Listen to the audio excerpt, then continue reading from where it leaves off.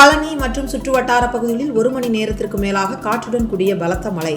திண்டுக்கல் மாவட்டம் பழனியில் கடந்த சில தினங்களாக கோடையின் வெப்பம் மிகவும் அதிகரித்து காணப்பட்டது.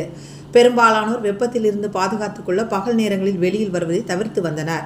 இந்நிலையில் தமிழகத்தில் பல்வேறு மாவட்டங்களில் கனமழை பெய்யக்கூடும் என வானிலை ஆய்வு மையம் அறிவித்திருந்த நிலையில் கோடையின் வெப்பத்தை தணிக்கும் வகையில் தொடர்ந்து 3 நாட்களாக பழனி மற்றும் சுற்றுப்புற கிராமங்களான ஆயக்குடி, நொய்க்காரப்பட்டி, பாலமுத்திரம், கோம்பைப்பட்டி, பாப்பம்பட்டி உள்ளிட்ட அனைத்து இடங்களிலும் இடியுடன் கூடிய கனமழை பெய்தது.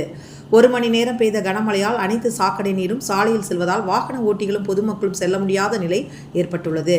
மேலும் பேருந்து நிலையம், ரயில் நிலைய சாலை, காந்தி மார்க்கெட் சாலைகளில் தண்ணீர் பெருக்கெடுத்து ஓடியது. மேலும் மழையால் வெப்பம் தணிந்து குளிர்ந்த காற்று வீசியதால் பொதுமக்கள் மகிழ்ச்சி அடைந்தனர்.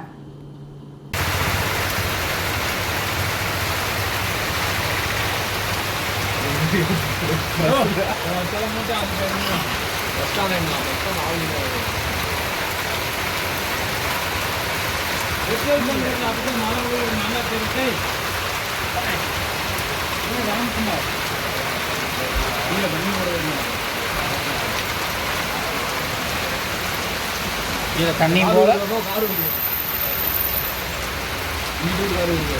அங்கிட்டு